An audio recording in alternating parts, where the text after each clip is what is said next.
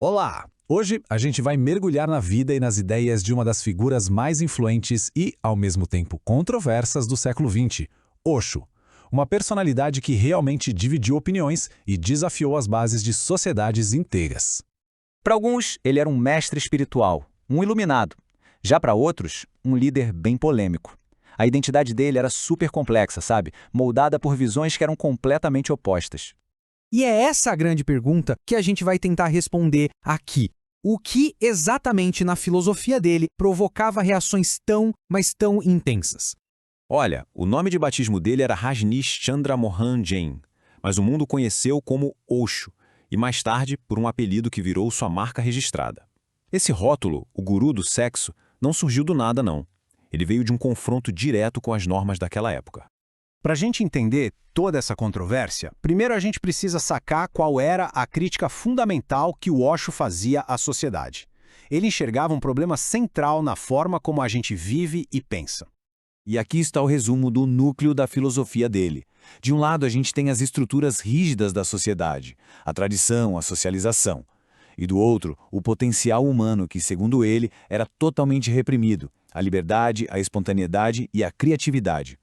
O Osho dizia que esse conflito todo tinha um preço bem alto. Ele acreditava que qualidades humanas que são essenciais estavam sendo, assim, sistematicamente sufocadas por essas estruturas da sociedade. E aqui estão essas qualidades. Osho acreditava que as nossas expressões mais autênticas, mais genuínas, estavam sendo abafadas. Coisas como o amor e a celebração, a coragem para ser diferente, a criatividade para inventar coisas novas e até o humor. Para ele, tudo isso era deixado de lado em nome da conformidade, de seguir as regras da sociedade e da religião. Essa frase aqui resume perfeitamente o ponto de vista dele. Na visão do Osho, essa rigidez toda das regras e das tradições era a inimiga número 1 da nossa natureza humana, que é vibrante e espontânea. Como é que essa supressão acontece na prática, né? Osho chamou isso de a prisão social. Basicamente um conjunto de mecanismos que acabam abafando a essência de cada pessoa. E o ponto-chave aqui é o processo de socialização. Para o Osho, o jeito que a gente se integra na sociedade, isso tem um preço bem alto. A gente acaba trocando a nossa espontaneidade e a nossa alegria natural por uma rigidez que é imposta. Ele até deu um nome para essas estruturas opressoras, sistemas de crença estáticos. Pensa só, religiões, tradições que não mudam, que dão mais valor para os dogmas antigos do que para a liberdade e para a experiência viva da pessoa no presente. Eram exatamente essas as estruturas que ele combatia. E o que se perde no meio desse processo todo?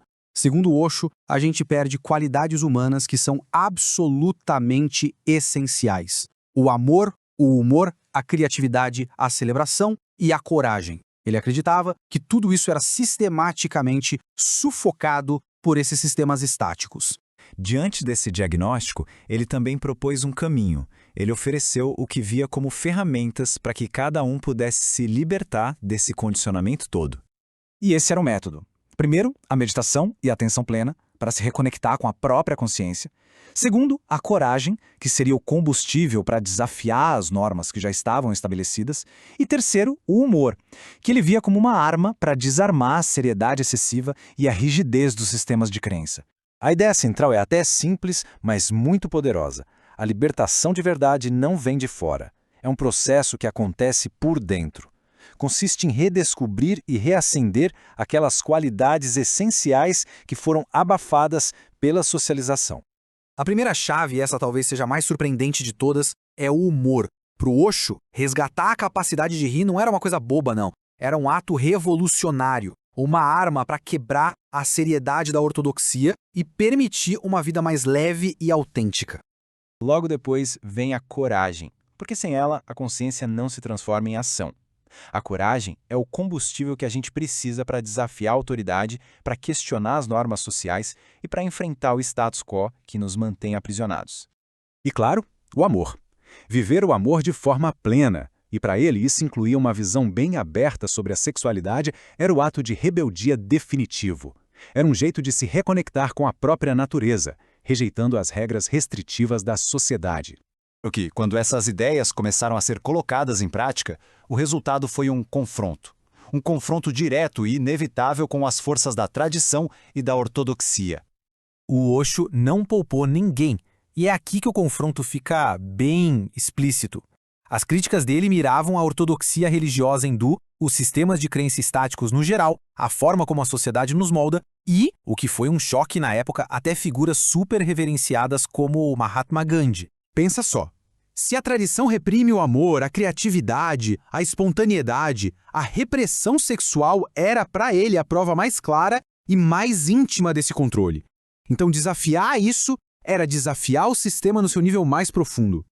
E foi justamente esse ato de rebeldia, essa defesa de uma atitude aberta em relação à sexualidade humana, que chocou a sociedade conservadora da Índia dos anos 60 e que deu a ele esse rótulo de guru do sexo. O ponto de partida é um conflito central que ele enxergava. De um lado, temos as normas sociais que exigem seriedade, repressão e conformidade. Do outro lado, a gente tem a natureza humana, que pulsa com humor, liberdade e espontaneidade. Para ele, essas duas forças viviam em oposição direta. Nesse ponto, a diferença de visão fica gritante. Onde a ortodoxia via dogmas como um caminho para a verdade, o Osho enxergava a supressão da liberdade. Onde a tradição era um pilar, ele via uma ferramenta de repressão. E a sexualidade? Bom, para ele era uma expressão da natureza, mas para a ortodoxia era um assunto que precisava ser rigidamente controlado. Foi justamente essa quebra de tabus, principalmente em relação à sexualidade, que acabou construindo a imagem pública dele. Essa postura, que era um choque para a Índia conservadora da década de 60, lhe rendeu aquele famoso e muitas vezes pejorativo, apelido de o guru do sexo. Então, se a gente filtrar toda essa controvérsia, o que sobra?